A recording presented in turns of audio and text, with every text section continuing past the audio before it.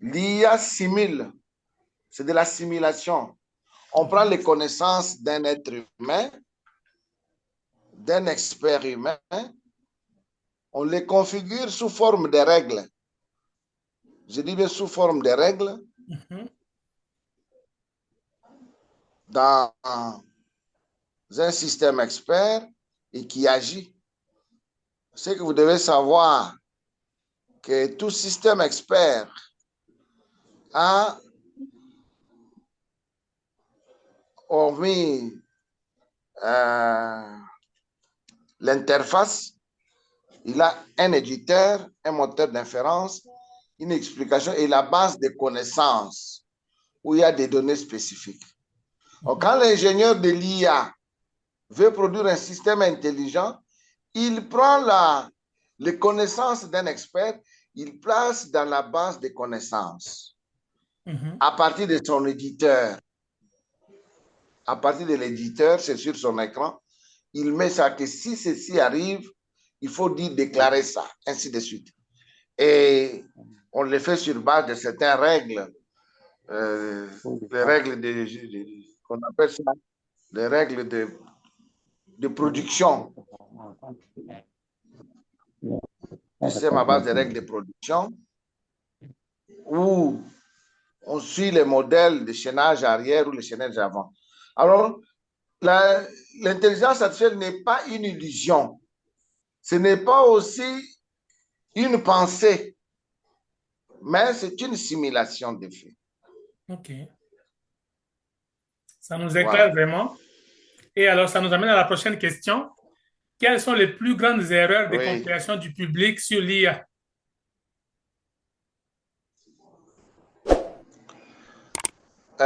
Vous me posez la question de savoir Quelles les sont les grandes plus grandes erreurs. erreurs de compréhension du public sur l'IA?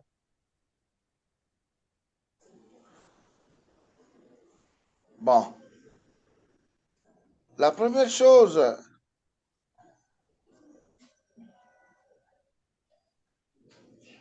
le public la première grande erreur, commet cette erreur de penser que l'IA est un domaine spécifique réservé aux ingénieurs de l'intelligence artificielle. C'est une erreur grave. C'est-à-dire, quelqu'un dit que je suis spécialiste en intelligence artificielle et l'autre, non, non, non, non. L'IA aujourd'hui, c'est pour tous. Le fait de discriminer les utilisateurs, la population, les utilisateurs, c'est la première erreur grave, puisque cette erreur engendre d'autres erreurs telles que le désintéressement. Les gens se désintéressent de l'IA. Surtout le monde religieux, avec des églises de réveil. D'abord, cette appellation d'intelligence artificielle, quand on parle de connaissances, donc on dépasse. Imaginez-vous, mon frère, je donne le cours d'intelligence artificielle, j'ai un chapitre intitulé Les raisonnements incertains. Quand j'arrive à ce chapitre, je reporte le cours au lendemain puisqu'il était tard. Le matin, c'est le village et l'université qui remplit la salle pour comprendre ce que c'est un raisonnement incertain. Pour eux, c'est de la métaphysique, la superstition. Alors, ils sont venus uniquement pour entendre la définition d'un raisonnement incertain. Même les psychologues, ce sont des erreurs graves de penser que ça ne nous intéresse pas. Vous savez, laisse-moi reculer un peu en histoire.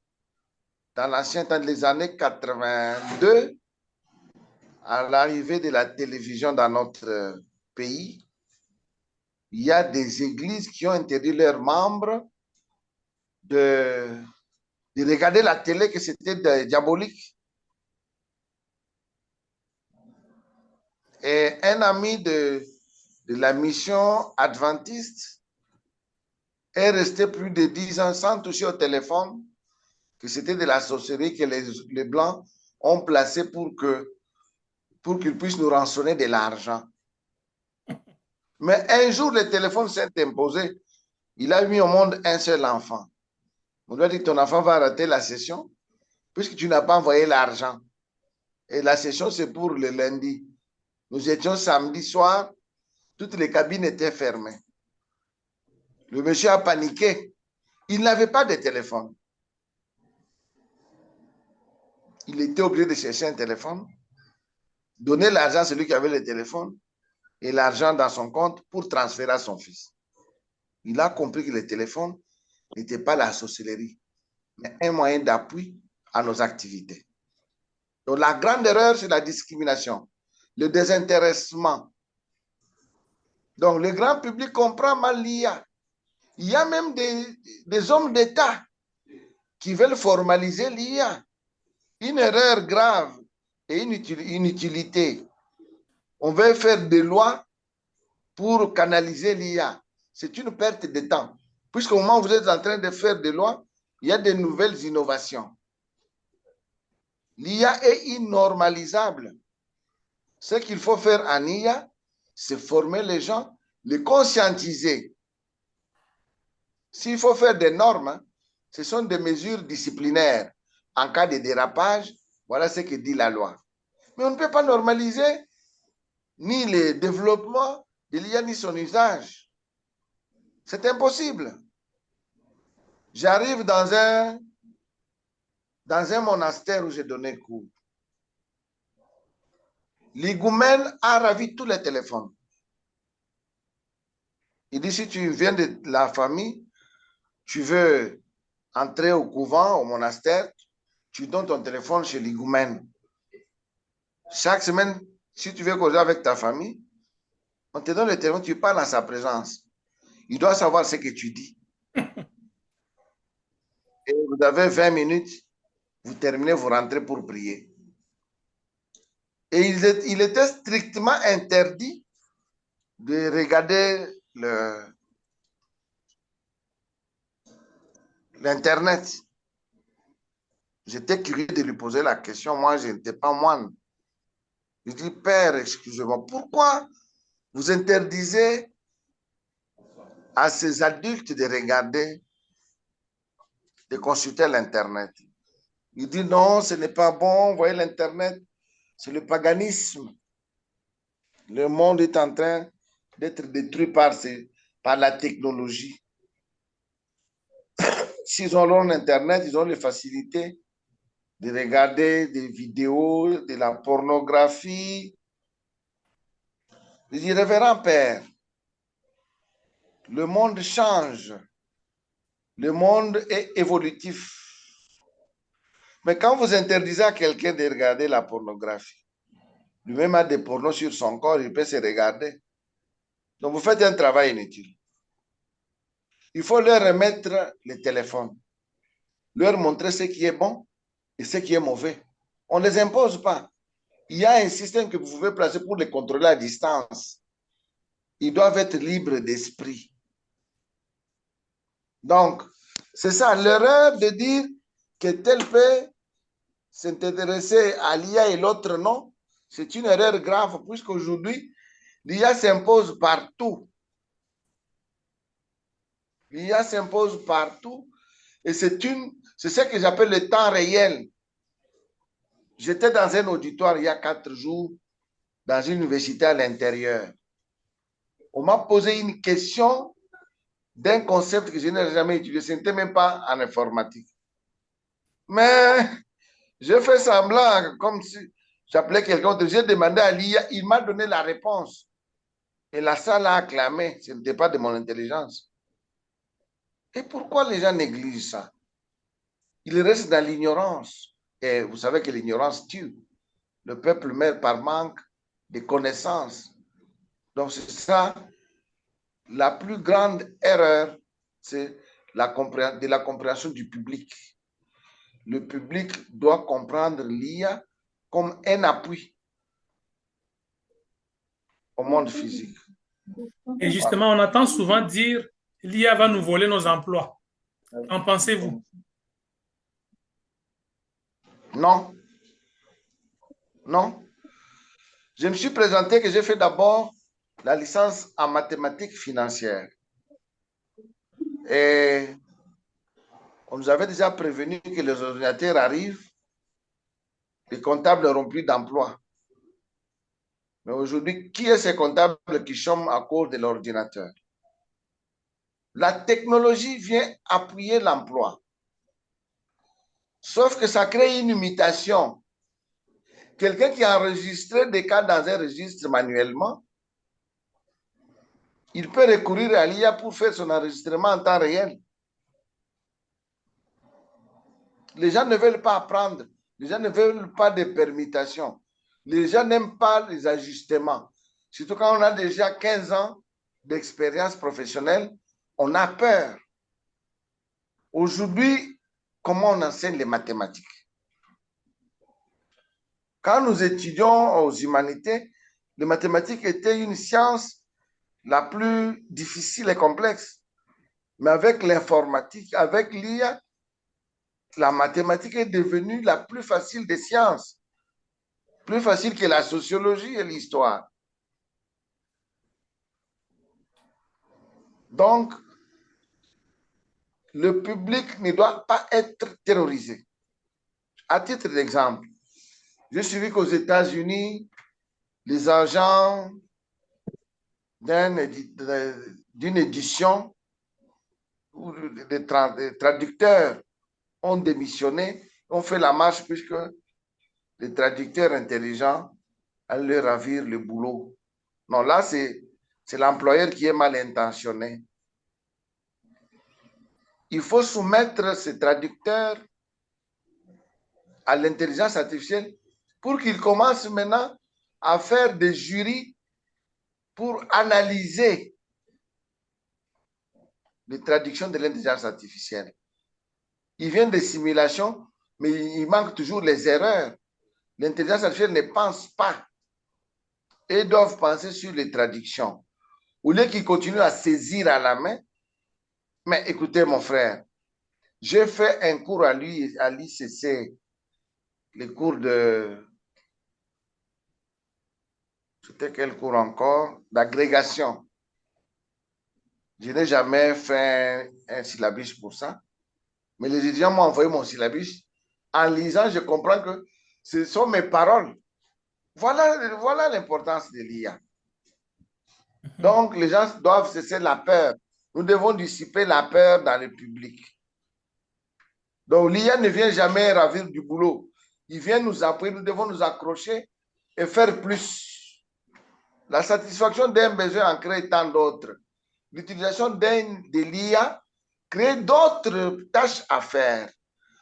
Alors, si l'IA arrive, vous pouvez vous spécialiser en maintenance, vous pouvez vous spécialiser dans la mise à jour. Comment vous pouvez rester cantonné sur les mêmes credos? Et pourtant, le monde évolue du jour au jour.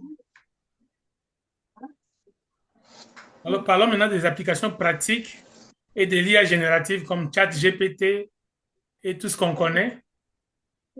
Donc, ChatGPT et les autres IA génératives font le buzz comme les DeepSeek et tout. Mais comment fonctionne-t-elle la réalité? Comment est-ce qu'ils fonctionnent vraiment ces IA génératives?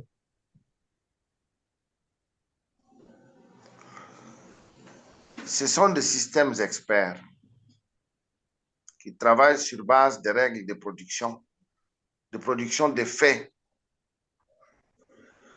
Ces systèmes experts, je venais de le dire, qu'ils ont une base de faits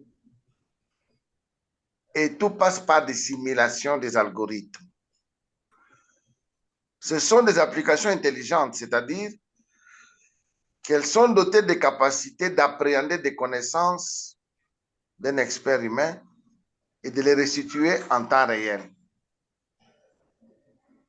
Ce sont des applications et je ne veux pas dire que telle est plus meilleure que l'autre. Non, l'usage d'une application de l'IA dépend de l'utilisateur et des objectifs à atteindre.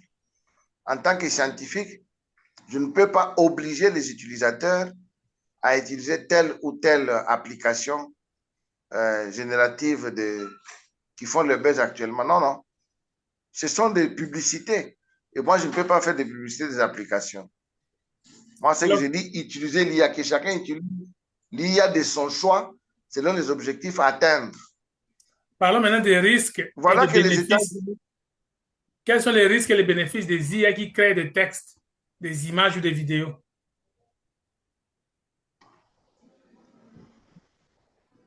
Les risques, je ne vais pas parler seulement des risques de l'IA. Les risques technologiques ont existé avant l'IA. Nous parlons de la cybercriminalité, de la tricherie bancaire, ainsi que beaucoup d'infractions commises par le biais de la technologie, de l'information. Et l'IA est devenue plus facilitateur. Alors, les risques qu'apporte l'IA, ça dépend d'un monde, d'un public à un autre. Moi, à titre d'exemple, je ne peux pas voir des risques de façon négative, de façon négative, puisque c'est détecter les bons et les mauvais. Même dans ceux qui font les religions, il y a toujours des bons et des mauvais.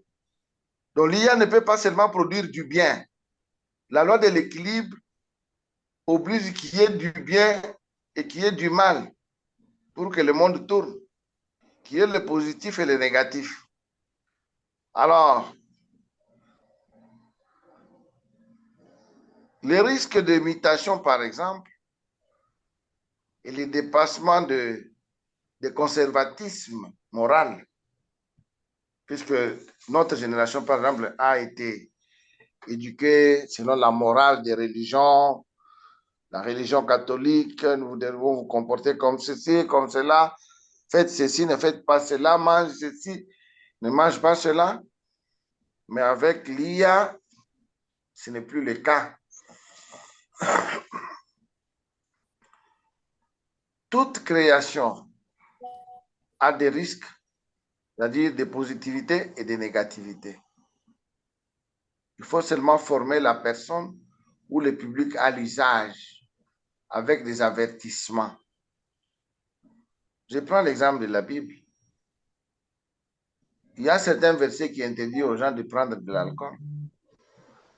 Mais il y a d'autres versets qui disent mangeons et buvons car demain nous mourrons.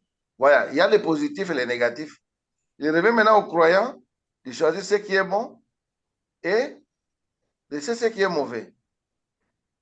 La cybercriminalité existe, ça a existé et ça existerait toujours. Nous devons faire attention. Et maintenant, c'est devenu plus fréquent et plus sophistiqué avec l'IA. C'est pourquoi j'ai toujours obligé que tout résultat de l'IA doit être soumis à un jury humain. On peut vous incriminer un problème par un robot. Vous savez, un jour, vous avez généré des données sur ma personnalité. La machine avait tout dit. Mais quand l'image est sortie, ce n'était pas ma photo. Vous voyez ça? Donc, nous étions dans un jury avec vous à Masnod. Je vous ai dit, le reste est bon, mais l'autre là, je ne connais pas. Exact. Voilà. Ah. Alors, comment un Congolais moyen ou un Africain moyen peut-il profiter des outils d'IA qui sont en vogue aujourd'hui?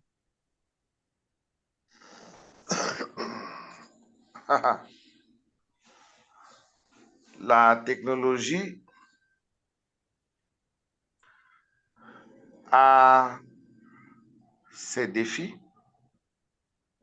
Tu ne peux pas entrer à l'IA sans le power, sans l'électricité.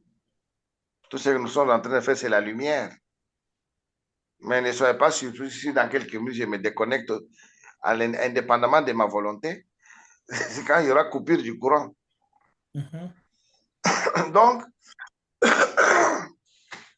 les Congolais moyens, je l'invite à être curieux.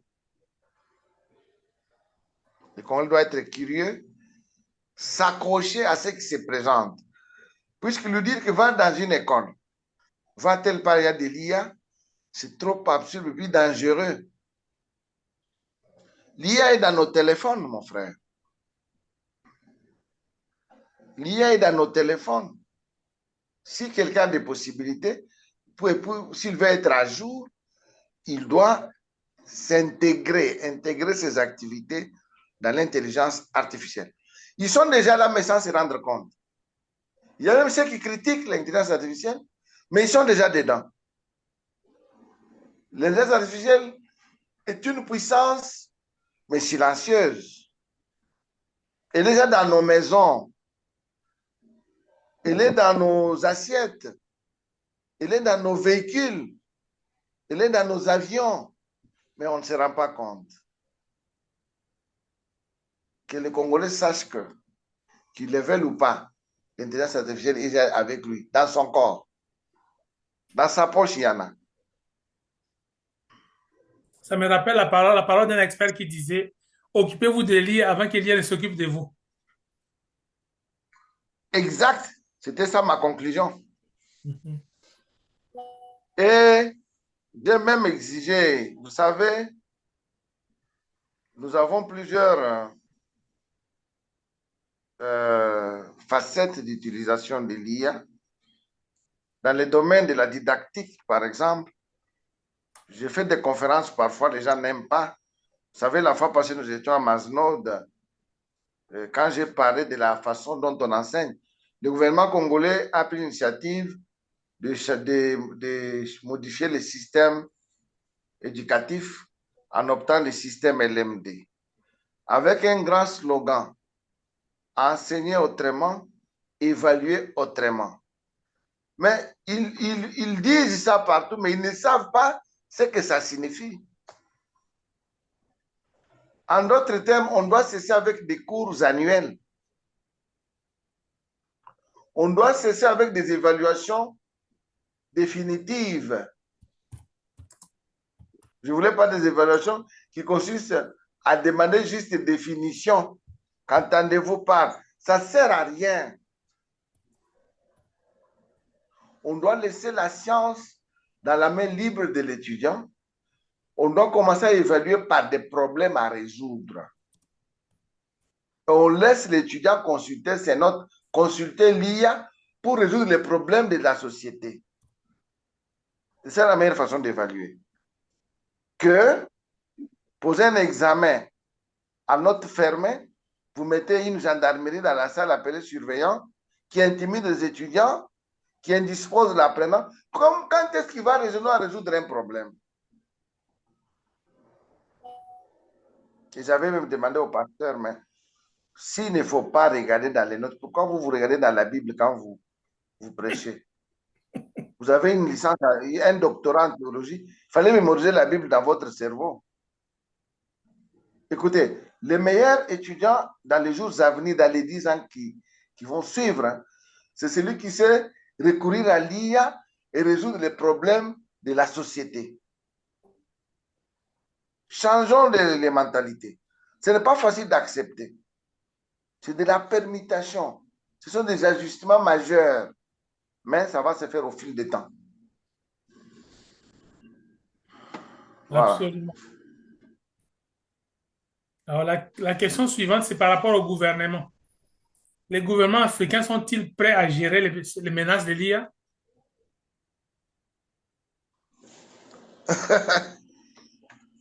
Ah, mon frère. Dire oui, c'est de la complaisance. Dire non, c'est aussi une méfiance. Nos gouvernements commencent à s'intéresser aux TIC, mais pas surtout à l'IA. Ils doivent être formés et informés dans les domaines. Le bienfait de l'IA. C'est une question qui demande un peu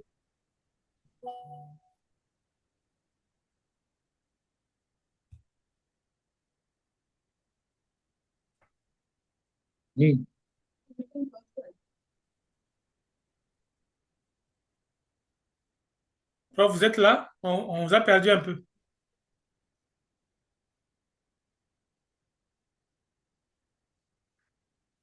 On a perdu les Les profs. réponses, gouvernants, je ne sais Oui. pas des méthodologies requises.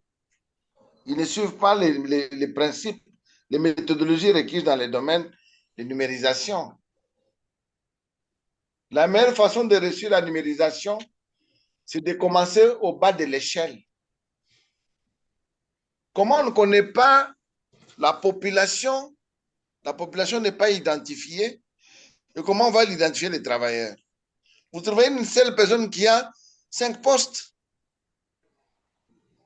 puisqu'il n'est pas identifié à la base. Une seule personne peut avoir 4 à 5 adresses. Non. Ce que le gouvernement devrait faire, c'est de suivre des méthodologies requises, commencer par le bas de l'échelle. Vous voyez la pyramide managériale, ils ont commencé par les sommets. Les ministres informatisent leur bureau, c'est bien. Et les secrétaires généraux, mais les provinces sont comment là? On ne connaît même pas qui travaille là-bas. Utiliser l'informatique, oui, mais suivez des méthodologies requises, c'est mieux. Ils dépensent beaucoup d'argent, mais tant qu'ils ne suivent pas des méthodologies, ils ne consultent pas des experts, ils travaillent avec des commerçants, des vendeurs d'applications. Ils devraient avoir leurs propres experts qui leur disent, bon, voilà, les commerçants viennent avec telle application, telle plateforme, mais ici, voilà comment les choses fonctionnent. On doit mener d'abord l'étude de l'existant pour définir qui fait quoi et comment et quand. Et le travail de l'État commence par la base. Le sommet là pour payer. Donc l'information doit quitter le système opérant pour monter chez les décideurs. Mais maintenant, c'est les décideurs qui produisent les informations. C'est catastrophique. Au lieu de produire des décisions.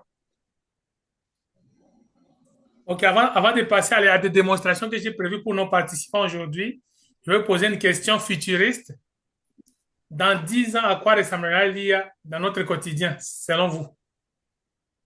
S'il vous plaît. Dans 10 ans, à quoi ressemblera notre quotidien avec l'IA?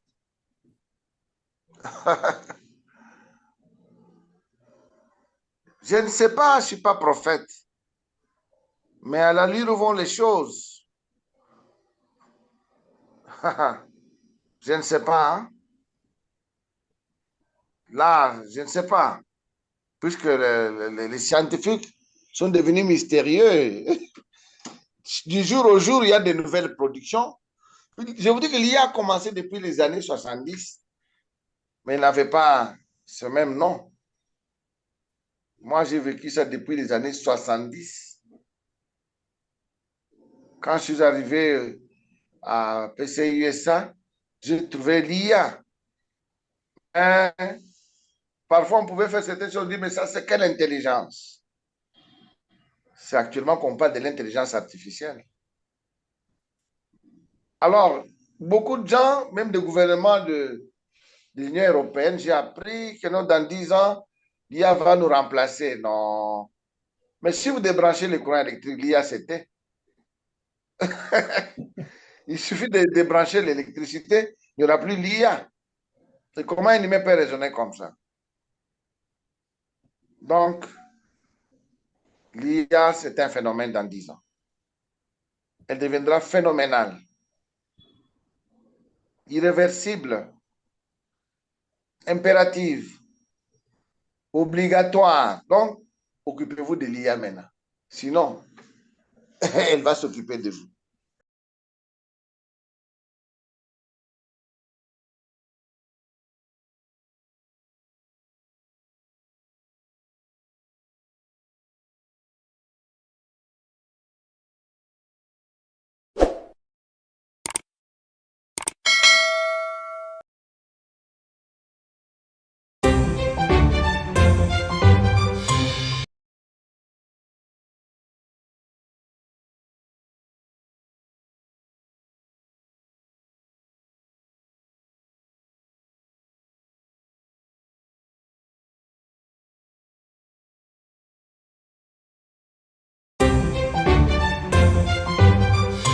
parle des dérives, vous voyez, quand on fait les clonages, toutes les bêtises que les scientifiques, hein, ils vont un peu loin.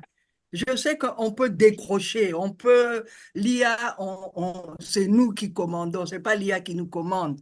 Euh, mais il y a toujours des gens qui profitent pour faire des bêtises, disons pour déstabiliser le monde. C'est ça ma question. Mais ces gens existent même avant que l'informatique existe. Ce n'est pas l'IA qui Oui, les a développés. non, Ces choses existent avant même l'IA. L'IA aussi a des possibilités de contre-attaque, de sécurité. L'IA aussi a les mesures de oui. sécurité. Ah, c'est ça, c'est ça.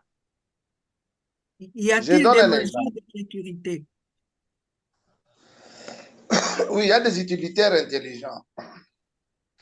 Il y a des utilitaires intelligents et des filtrages pour filtrer ce qui est bon et, et rejeter ce qui n'est pas bon. Mais le meilleur filtrage, c'est l'utilisateur seul. Moralement, qui peut dire, dès que je vois ça, je ferme. Dès que je vois ça, j'ouvre. Donc, c'est de l'éthique. Donc, l'éthique, c'est... La machine ne peut pas avoir de l'éthique. Impossible. L'éthique et la déontologie, ce n'est pas la machine. Je vous donne un exemple, ma soeur. Nous sommes à Johannesburg, 2004. Une grande salle, l'amphithéâtre de 1500 personnes. On a placé un nid à la porte. Vraiment, vous payez votre argent à la banque, vous amenez le ticket. Dès que vous montrez le numéro de ce ticket, l'IA ouvre la porte, vous entrez. Mais ça avait la forme d'un robot, d'un être humain avec les yeux. Deux jeunes gens sont venus avec un seul ticket. Ils ont vérifié les yeux, ils ont trouvé que non, ce n'était pas un être humain. L'un a pris l'autre sur son dos, ils ont montré les tickets, la porte s'est ouverte, ils sont entrés à deux. Et enfin, on a trouvé qu'il y avait une personne de surplus. C'est ça la différence. On peut tromper aussi l'IA. C'est pourquoi ceux qui font des arnaques, des attaques, des cybercriminels, ils savent comment tromper l'IA. Ce sont des programmeurs, des ingénieurs. Aujourd'hui, nous avons des logiciels d'anti-plagiat, mais ce sont devenus des logiciels inutiles, puisque l'IA produit maintenant une intelligence qui fait que tu peux copier un texte d'autrui et l'IA transforme ça dans d'autres mots et le système d'anti-plagiat ne le verra pas. C'est pourquoi laissez les gens utiliser l'IA. Laissez les gens utiliser les données qui sont en ligne, mais dites aux gens de résoudre des problèmes de société. Dans ton travail, tu as résolu quel problème? What you can do? Pas nous amener la théorie de Max Weber, d'Henri Fayol. Non, dites-nous avec ces théories, quel problème avez-vous résolu à l'université de Masnod, par exemple? Changeons la manière de faire les choses. Changeons. Je sais que, surtout dans nos universités confessionnelles, c'est difficile, puisque ce qu'ils nous ont établi comme principe, ça marche bien. Ils étaient les plus appréciés du monde. Par exemple, nos écoles catholiques, les écoles catholiques, tous les parents des écoles catholiques. Puisque là-bas, on ne triche pas, l'enfant est intelligent puisqu'il mémorise. Mais pour résoudre quel problème? Alors, prof, il y a une question intéressante de Dieudonné que je voudrais qu'il puisse poser en audio parce que il a écrit dans le chat, mais ça serait intéressant qu'il parle. Monsieur Dieudonné, ouvre ton micro et pose la question directement.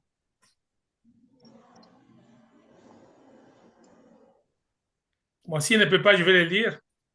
Il dit Oui. conseiller pour les enfants du cycle secondaire à l'utilisation de téléphones avec IA, même à l'examen d'État, et aussi les étudiants. Que restera dans la tête?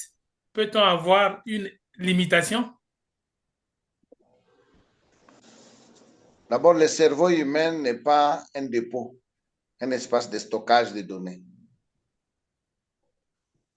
Toutes les données que nous avons ici sont dans le cosmos. La tête d'un humain n'a qu'un lecteur. C'est pourquoi quand on opère la personne, on ne voit pas les données. Là, il y a la banque de données. Dans un être humain, il n'y a pas de banque de données. On n'est pas intelligent puisque on sait répéter ce qu'on a mémorisé. Même les perroquets répètent en son langage. Mais on est intelligent quand on sait appréhender et résoudre un problème avec ce qu'on a appris. Alors, dans l'état actuel de la chose, et pour des raisons d'uniformité, je ne conseille pas, à titre d'exemple à mon pays, que les étudiants utilisent, puisqu'il y a ceux qui n'ont jamais même touché le téléphone. Allez à l'intérieur du pays, vous allez voir des scandales. Mais dans les pays où il y a le courant électrique partout, mais laissez les enfants utiliser l'IA. L'IA ne va jamais reculer. Non. Et l'IA va laisser le consentement libre aux apprenants. Chacun va apprendre ce qu'il veut. Vous savez, dans le système de mémorisation, ce qu'on avait comme programme de cours. Aujourd'hui, le LMD, bien que les gens contredisent, mais c'est un bon système. Je prends par exemple un enfant qui étudie la mathématique et qui étudie la médecine. On commence à lui donner des cours de géographie, anthropologie. Écoutez, qu'est-ce qu'il va retenir? Une promotion, 26 cours par an. Mais non, avec l'intelligence artificielle, l'enfant choisit ce qu'il veut pour son orientation. Et nous serons très intelligents dans nos domaines qu'être des généralistes. Mémoriser, vous restez généraliste. L'application de l'IA aux humanités est un problème d'une part politique et puis technique, un problème didactique. Si nous étions en mesure de le faire, j'allais accepter qu'on utilise même ça à l'école primaire. On m'a posé la même question à l'ISP Mbujimaï. Eh bien, les enfants, comment ils vont apprendre à écrire? Est-ce que on vous a dit que les stylos est éternel? Les stylos est éternel, je ne crois pas. Puisque des signatures, il y en a déjà des numériques. Les ardoirs n'existent plus. Ceux qui ont étudié à l'Antiquité, est-ce qu'ils avaient des stylos? Ils avaient des papiers? Je ne sais pas. Donc, quand le changement arrive, nous devons l'accueillir et avancer. Si vous vous opposez, vous allez rester hors jeu.